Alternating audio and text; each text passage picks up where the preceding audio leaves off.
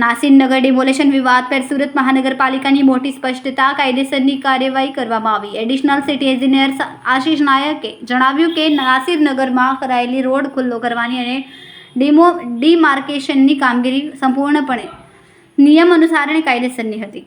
Social media અને બિનઅધિકૃત મીડિયામાં ચાલી રહેલી નકારાત્મક અને ભ્રામક અફવાઓનું એસએમસી દ્વારા ખંડન કરવામાં આવ્યું.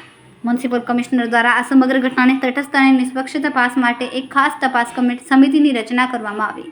હું આશિષ નાયક, એડિશનલ સિટી ઇજનેર, સુરત મહાનગરપાલિકાના સેન્ટ્રલ ઝોનના વડા અધિકારી તરીકે નાસિરનગર વિસ્તારમાં કરવામાં આવેલી કાર્યવાહી અંગે છેલ્લા કેટલાક દિવસોથી વિવિધ સોશિયલ મીડિયા પ્લેટફોર્મ, કેટલાક સમાચાર માધ્યમ અને અન્ય માધ્યમો દ્વારા પ્રસારિત કરવામાં આવેલ ભાવનિક માહિતી અંગે જણાવું છું કે નાસિરનગર તરીકે ઓળખાતા વિસ્તારમાં સુરત મહાનગરપાલિકાની ટીમ તારીખ 30/5/26ના રોજ ડિમાર્કેશન અને રોડ ખુલ્લો કરવાની કાર્યવાહી માટે ગયેલ હતી, જે સુરત મહાનગરપાલિકાના હક, સંપૂર્ણપણે કાયદાકીય જોગવાઈ અને પ્રવર્તમાન નિયમો અનુસાર હતું અને આ કામગીરી માટે સુરત મહાનગરપાલિકા સંપૂર્ણપણે અધિકૃત હતું.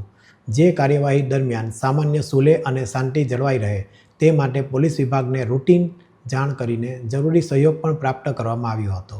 આ સમગ્ર પ્રક્રિયા સંબંધિત દસ્તાવેજ, પુરાવા અને સ્થળ પરની હકીકતોના આધારે હાથ ધરવામાં આવી હતી. આ કોઈ ભૂતિયા ડિમોલિશન નથી, પરંતુ કાયદાકીય પ્રક્રિયાના ભાગરૂપે થયેલ કાર્યવાહી છે.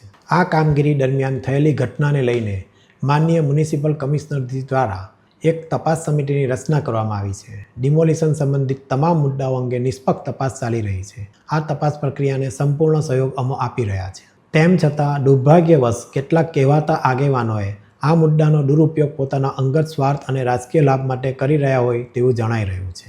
માટે સોશિયલ મીડિયા ઇન્ફ્લુએન્સરો તથા બિનઅધિકૃત મીડિયા દ્વારા અધૂરી, એકતરફી અને ભ્રામક માહિતી પ્રસારિત કરવામાં આવી રહી છે. આવી માહિતીના આધારે સુરત મહાનગરપાલિકા તથા તેના અધિકારીઓ અને કર્મચારીઓ વિશે ગેરસમજો ઊભી કરવાનો પ્રયાસ થઈ રહ્યો છે. આ ઘટનાથી એસએમસીના અધિકારીઓ અને કર્મચારીઓ ઉપર સતત માનસિક દબાણ, જાહેર આક્ષેપો તથા એકતરફી પ્રચારના કારણે પ્રતિકૂળ પરિસ્થિતિનું નિર્માણ થયું છે અને અમારા અધિકારીને બિનઅધિકૃત મીડિયા દ્વારા દબાણમાં લાવીને બોલવા પણ દીધા નથી.